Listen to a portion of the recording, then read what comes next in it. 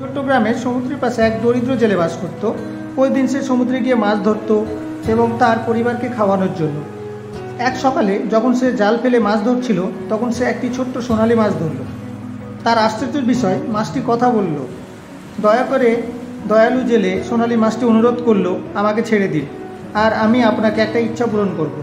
জেলে একটি মাছকে কথা বলতে শুনে বিস্মিত হলো। সে সবসময় তার সাধারণ জীবন নিয়ে সন্তুষ্ট ছিল, কিন্তু ইচ্ছার প্রস্তাব তাকে আকৃষ্ট করলো। সে মাছটিকে ছেড়ে দেওয়ার সিদ্ধান্ত নিল। ঠিক আছে, জেলে বলল, আমার একটি নতুন নৌকা চাই, কারণ আমার পুরনো নৌকাটি ফাটল ধরেছে।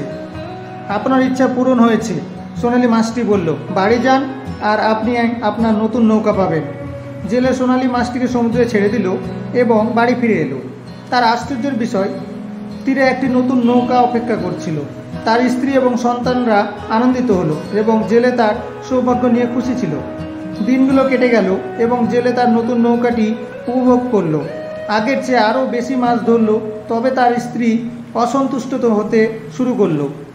স্বামী, সে বলল, যদি মাছটি আপনাকে একটি নতুন নৌকা দিতে পারে, তবে একটি বড় বাড়ির জন্য কেন জিজ্ঞেস করলেন না? আমাদের আরামের মধ্যে বাস করার অধিকার আছে। অনিচ্ছা থাকা সত্ত্বেও জেলে সমুদ্রে ফিরে গেল এবং সোনালী মাছকে ডাকলো। মাছটি উপস্থিত হলো এবং জেলের অনুরোধ শুনল। ঠিক আছে, সোনালী মাছটি বলল, বাড়ি যান, আপনি একটি বড় বাড়ি পাবেন। নিশ্চিতভাবে যখন জেলে বাড়ি ফিরল, সে দেখল তার বিনয়ী কুটিরের জায়গায় একটি বড় বিশাল বাড়ি দাঁড়িয়ে আছে।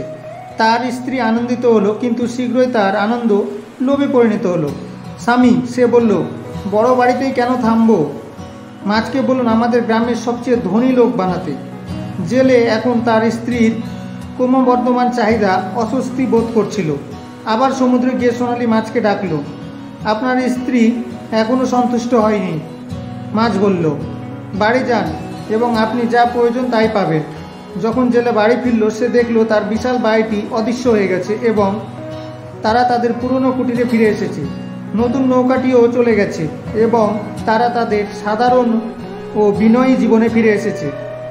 জেলে স্বস্তির নিঃশ্বাস ফেলল, সোনালী মাছের কথার জ্ঞান বুঝতে পারল।